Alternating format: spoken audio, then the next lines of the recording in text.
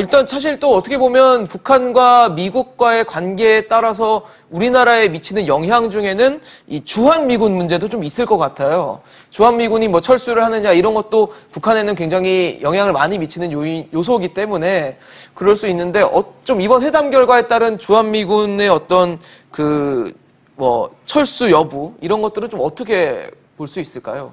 네, 주한미군 문제에 대해서는 뭐 트럼프 대통령도 이번에는 테이블 위에 올라와 본 적이 없다. 주한미군 철수 문제는 그렇게 얘기했기 때문에 네. 이번에는 뭐 그 주제는 아닐 것 같고 또 우리 대통령도 계속해서 주한미군은 별개의 문제다. 이 핵 문제와는 한미 간의 문제인 것이다. 그렇게 좀 얘기를 했고 또 역사적으로 보게 되면 북한도 김일성 시대부터 1992년 김영순이가 워싱턴 날아가서 당시 켄터 동아태 차관보니까 만나서 그 역할이 변경이 된다고 한다면 그러니까 북한을 공격하기 위한 공격용이 아니고 동북아의 안정자 역할을 하는 거라고 한다면 네. 용인하겠다고 얘기했고 김정일도 그렇게 얘기했고 김정은도 마찬가지입니다. 김정은도 분명히 그 부분에 대해서는 주한미군 그러니까 종전선언을 한다 할지라도 네. 주한미군과는 아무 상관이 없다고 얘기를 했습니다. 물론 사람의 말을 어디까지 믿어야 될지는 모르겠습니다만은 기본적으로 북한도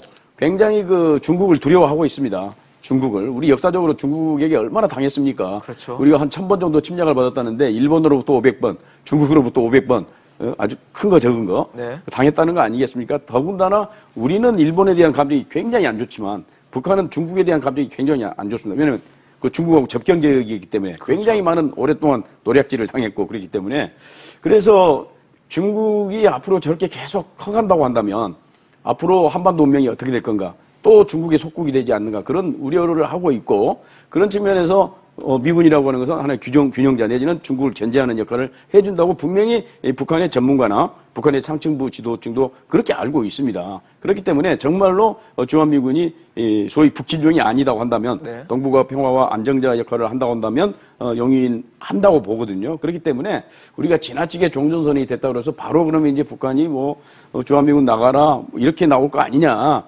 이렇게 좀 걱정하신 분들이 많이 있습니다. 물론 네. 걱정은 해야 된다고 봅니다. 그러나 북한이 나가라고 해서 나갑니까? 미국의 이익도 있고 우리의 이익도 있는 건데 그렇지 않습니까? 그래서 첫째는 북한이 주한미군 철수 얘기를 안 할 것 같고 둘째는 그렇다 손치더라도 우리는 어떻게 보면 우리 안보의 보검인데 주한미군이 그렇잖아요.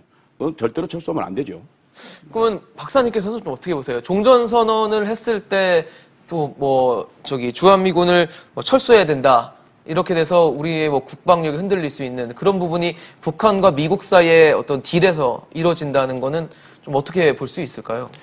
일단 종전선언 여부와 관계없이 주한미군이 이번 북미 협상에서 어떤 거래 대상이 될 수 있는가 하는 부분에 대한 우려는 사실 트럼프 대통령이 제재에 대해서는 매우 강한 입장을 가지고 있고 네. 하지만 북한으로부터는 큰 비핵화 조치를 이끌어내고 싶어 하기 때문에 네. 그에 대한 대가를 제공해야 된다고 했을 때 제재와는 아니고 그렇다면 무엇이겠느냐. 그런 차원에서 그렇다면 작년에 한미연합훈련을 중단한 것과 마찬가지로 주한미군을 감축한다든지 아니면 철수한다든지 이런 식의까지 접근까지 가능하지 않겠느냐 하는 우려가 있었던 것이 사실입니다.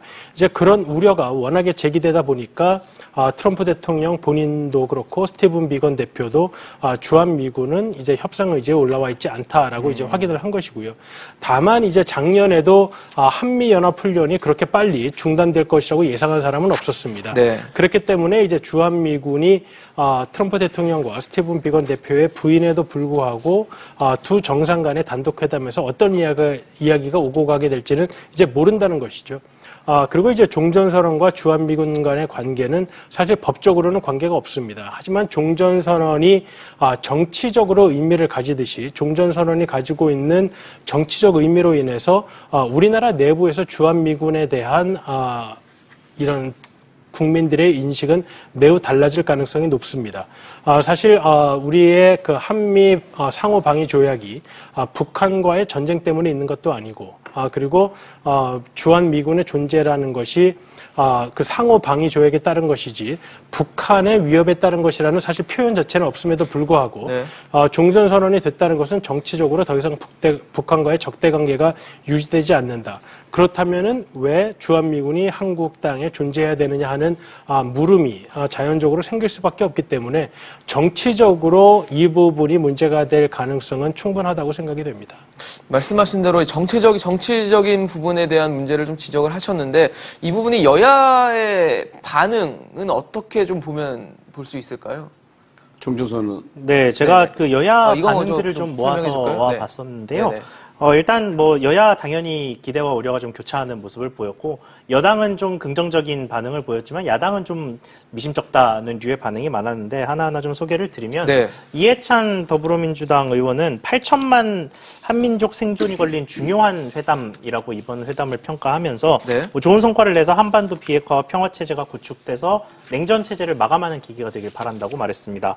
그리고 홍영표 의원도 보수진영도 진영 논리를 넘어서 한반도 평화를 앞당기기 위한 선의의 경쟁을 해달라고 야당을 겨냥한 당부를 했고요.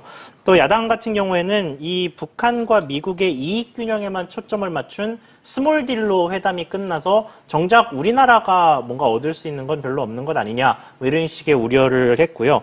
손학규 바른미래당 대표는 한반도 평화와 번영의 새 시대를 여는 구체적인 결단이 있을 것이라고 믿는다고 말했습니다.